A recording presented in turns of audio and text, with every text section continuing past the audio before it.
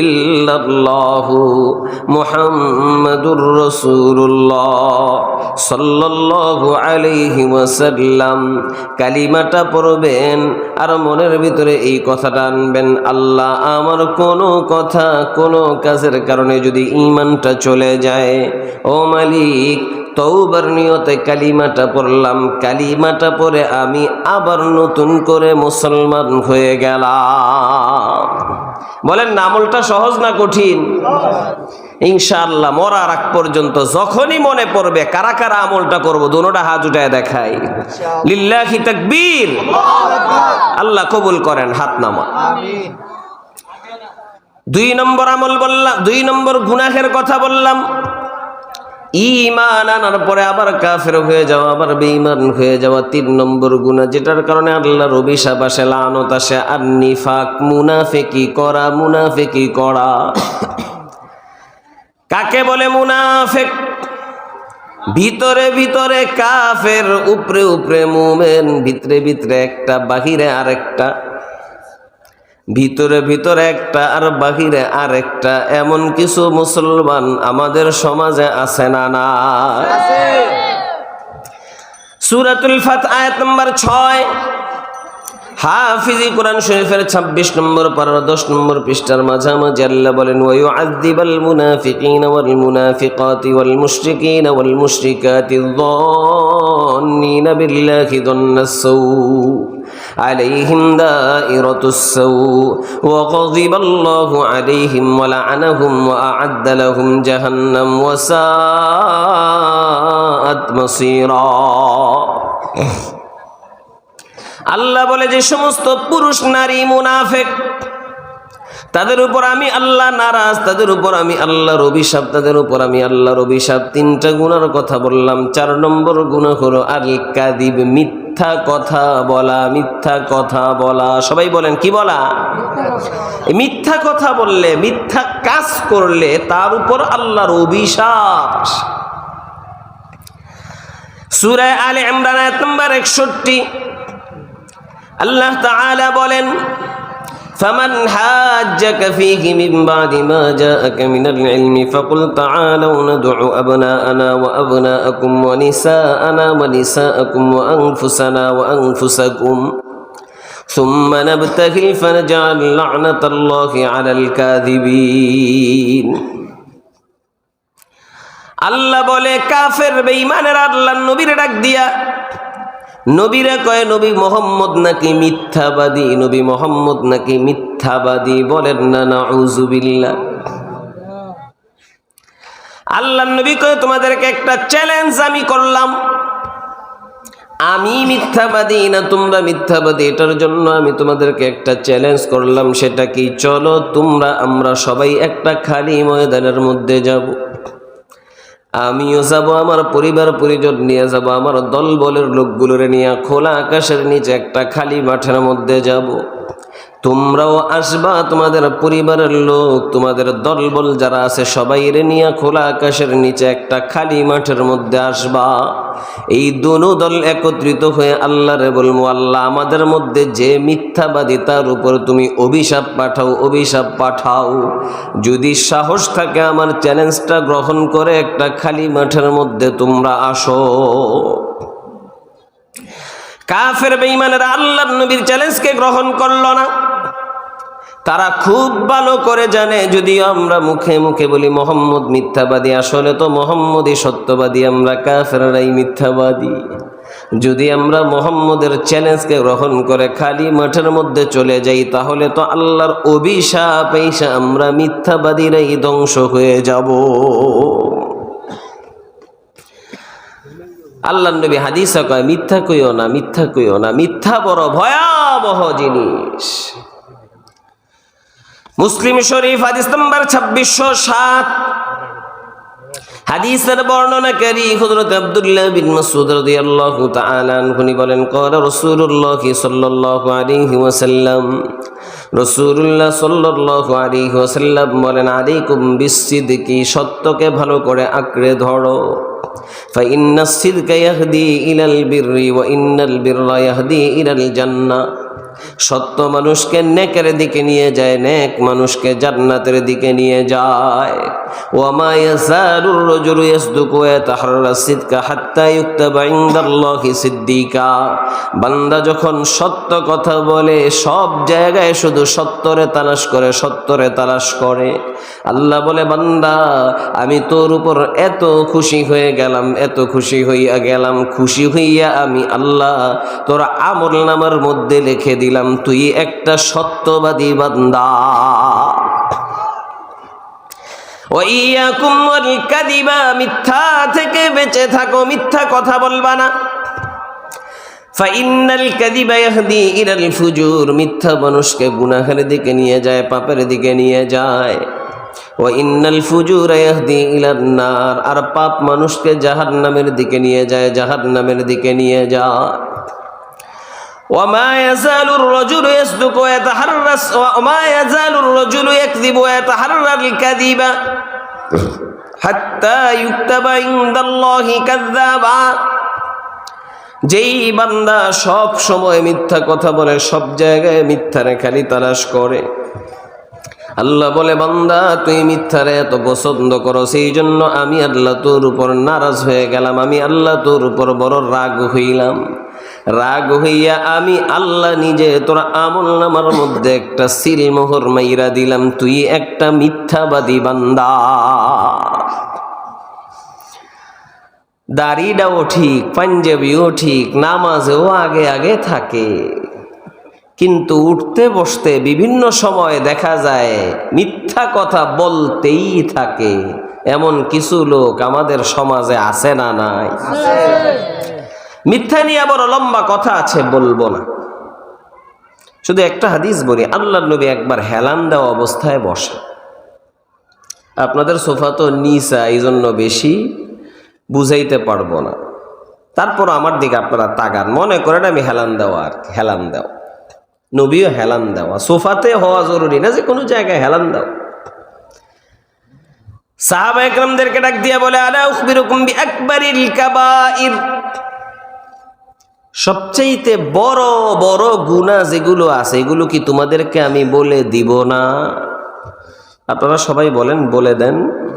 আরে সবাই বলেন না, বলে দেন। আল্লাহর নবীর মজলিসটা যেমন ছিল সেটার একটু নকল করতেছি আর কি। আবারও যখন জিজ্ঞেস করবো সবাই চিল্লায় বলবেন, বলে দেন। সবচাইতে বড় বড় গুনাহ কি কি বলে দিব না? বলে দেন। সাহাবা একরাম কয়, বলে দেন। আল্লাহর নবী জিজ্ঞেস করে, সাহাবা একরাম বলে, বলে দেন। আল্লাহর নবী বলে, আল কাবাইরু সালাসাতুন, বড় বড় গুনাহ তিনটা। এক নম্বর গুনাহ হলো আল ইশরাকু বিল্লাহ, আল্লাহর সাথে কাউরে শরীক করা। দুই নম্বর গুনাহ হলো উকুকুল ওয়ালিদাইন, পিতামাতার অবাধ্যতা করা। এই দুইটা গুনার কথা যখন আল্লাহর নবী বলে তখন আগের মতোই হেলান দেওয়া অবস্থায় বসা। কিন্তু যখন 3 নম্বর গুনার কথা বলা আরম্ভ করল, নবী হেলানটা সাইরা স্বাভাবিকভাবে বইসা 3 নম্বর গুনার কথা বলা আরম্ভ করলো। আমি আপনাদেরকে জিজ্ঞেস করি, আপনারা আমাকে বলেন কি বুঝলেন? এই 3 নম্বর গুনাহটা আগের 2 গুনার চাইতে কম গুরুত্বপূর্ণ না বেশি গুরুত্বপূর্ণ? বলেন না, কম না বেশি? আল্লাহর নবী হেলান সাইরা এবার বলা আরম্ভ করলো, ওয়াশাহাদাতুজ জুর ওয়াশাহাদাতুজ জুর ওয়াশাহাদাতুজ জুর ওয়াশাহাদাতুজ জুর। কথাটাকে একবার বলে না, বারবার বলে। মিথ্যা কথা বলা, মিথ্যা সাক্ষী দেওয়া, মিথ্যা কথা বলা, মিথ্যা সাক্ষী দেওয়া, মিথ্যা কথা বলা, মিথ্যা সাক্ষী দেওয়া। বারবার বলার কারণে নবীর কষ্ট হয়। সাহাবায়ে কেরাম মনে মনে বলে, আমরা তো বুঝলাম মিথ্যা বড় ভয়াবহ জিনিস, মিথ্যা বড় খারাপ জিনিস। আল্লাহর নবী আর কতক্ষণ এইভাবে বলবে? নবী যদি চুপ হয়ে যেত তাহলে তো নবী একটু হলেও শান্তি পাইত। সামনে রমজান মাস আসতেছে, বুখারী শরীফের হাদিস, আল্লাহর নবী বলেন, মাল্লাম ইয়াদা কাওলাজ জুরি ওয়াল আমালা বিহি ফালাইসা লিল্লাহি হাজাতুন ফি আন ইয়াদা তাআমাহু ওয়া শারাবাহু। যেই বান্দা রোজা রাখার পরে মিথ্যা কথা ছাড়তে পারে না, মিথ্যা কাজ ছাড়তে পারে না, আল্লাহ কয় এই বান্দার উপর আমি আল্লাহর অভিশাপ, এই বান্দার উপর, এই যেই বান্দা রোজা রাখার পরে মিথ্যা কথা ছাড়তে পারে না, মিথ্যা কামগুলো ছাড়তে পারে না, এই বান্দা সারাদিন কষ্ট করে ক্ষুধার্ত রইল, সারাদিন পিপাসার্ত রইল, ক্ষুধার তাড়নায় কষ্ট পাইল, পিপাসার তাড়নায় কষ্ট পাইল, এত কষ্ট পাওয়ার পরেও এই বান্দার আমল নামার মধ্যে কোনো প্রকার সওয়াব লেখা হবে না। কি হয়েছে এদের? লা ইলাহা ইল্লাল্লাহ, লা ইলাহা ইল্লাল্লাহ, লা ইলাহা ইল্লাল্লাহ, লা হাওলা ওয়ালা কুওয়াতা ইল্লা বিল্লাহ। আল্লাহ আল্লাহ আল্লাহ।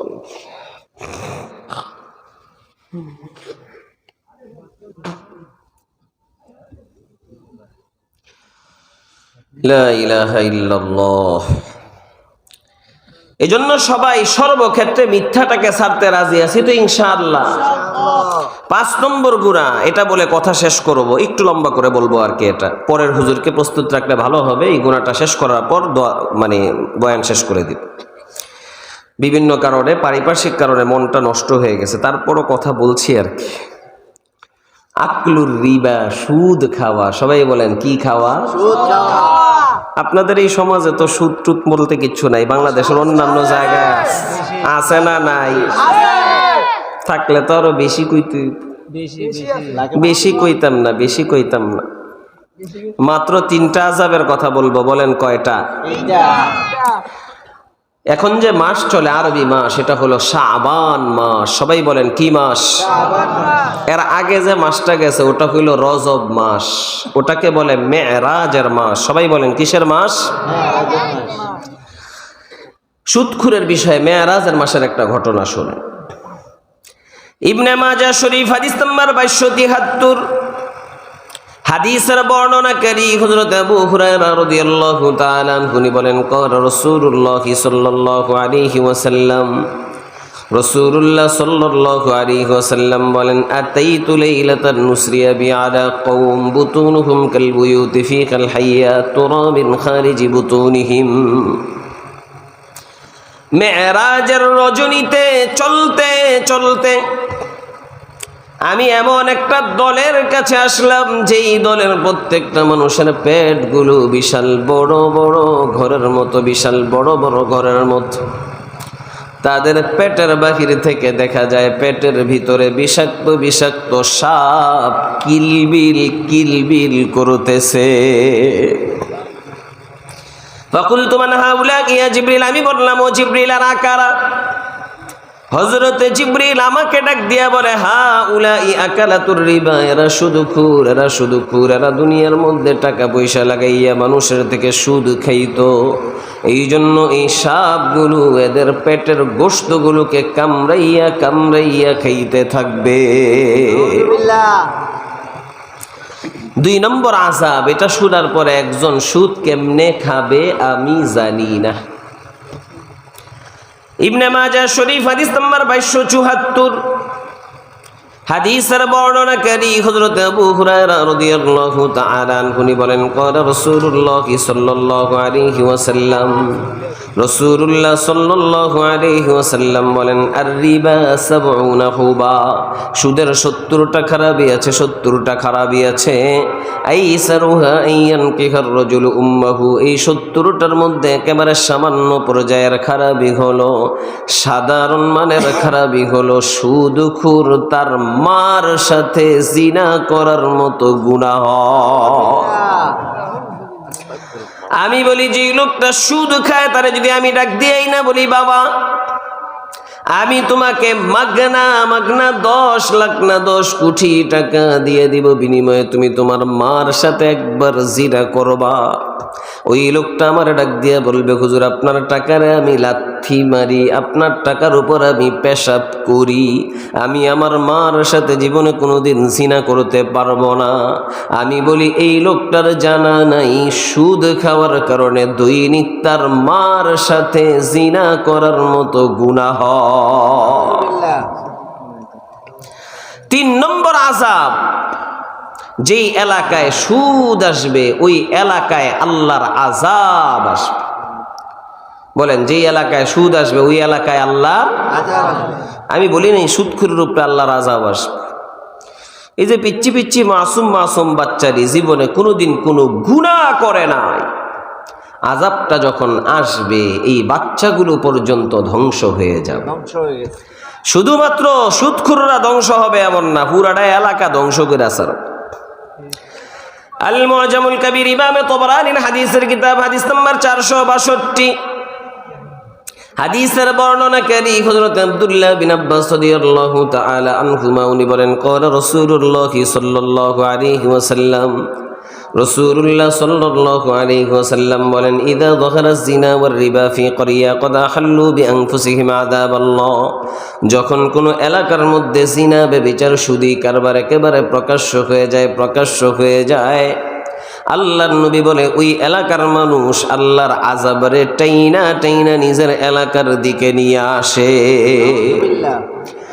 আমি আপনাদেরকে জিজ্ঞেস করি, আপনারা আমাকে বলেন, বর্তমান দুনিয়াতে বর্তমান সমাজগুলোর মধ্যে জিনা ব্যভিচার সুদী কারবার গোপন বিষয় না প্রকাশ্য বিষয়?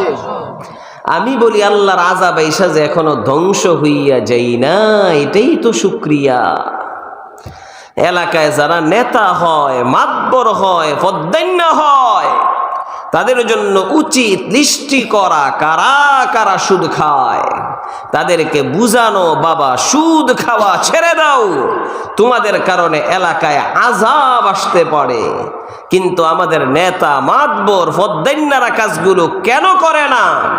বেশিরভাগ জায়গায় গেলে দেখা যায় এরাই সুদী কারবারের সাথে বেশি জড়িত হয়। এরা মনে মনে চিন্তা করে আগা লারা দিলে গন্ধ বেশি বাইর হয়, যদি সুদ বন্ধ করতে যাই সে কইব নিজে সুদ খায় আর এখন ভাব দেখায়। ঠিক না বেঠিক? আমার এক ড্রাইভার তার এলাকায় গেলাম তো, আমার কইতেছে হুজুর এই লোকটা দেখেন তো। আমি দেখি মাশাআল্লাহ চেহারাটা তো বড় নুরানি দেখা যায়। এক লোকের লাশ দাফন করতে দেয় না কেন? সুদের টাকা দিয়া মরে নাই। আরেক ড্রাইভার আরেকজনকে দেখা, হুজুর এই লোকটারে চিনেন? আমি কই না। এই লোকের নাম হইল সতেদশ। এই লোকের নাম কি? আসল নাম সে ভুললেই গেছে, নাম হইল সতেদশ। মাশাআল্লাহ তার দাড়িও ঠিক আছে, টুপিও ঠিক আছে, পাঞ্জাবিও ঠিক আছে। আমি তো বলি অনেক সময় এরা মসজিদ মাদ্রাসার সভাপতি সেক্রেটারি পর্যন্ত হয়ে বসে থাকে। এরা এই রূপ আর এই ভেষটা কেন ধারণ করে? যেন মানুষের কাছে তাদের আসল রূপ প্রকাশ না পায়। বলেছিলাম তিনটা বলবো, আরেকটা বলে কথা শেষ করব। সুদ খাইলে ধ্বংস হয়ে যাবে। সবাই বলেন সুদ খাইলে কি হয়ে যাবে? আরে সবাই বলেন কি হয়ে যাবে? বুখারী শরীফ হাদিস নাম্বার 2766। হাদিসের বর্ণনাকারী হযরত আবু হুরায়রা রাদিয়াল্লাহু তাআলা আনহু বলেন ক্বালা রাসূলুল্লাহ সাল্লাল্লাহু আলাইহি ওয়াসাল্লাম, রাসূলুল্লাহ সাল্লাল্লাহু আলাইহি ওয়াসাল্লাম বলেন ইজতানিবুস সাবআল মুবিকাত, বান্দা এমন 7টা অন্যায় থেকে তুমি বেঁচে থাকো যেই 7টা অন্যায় করলে তুমি ধ্বংস হয়ে যাবা, ধ্বংসের থেকে তোমাকে কেউ বাঁচাইতে পারবে না।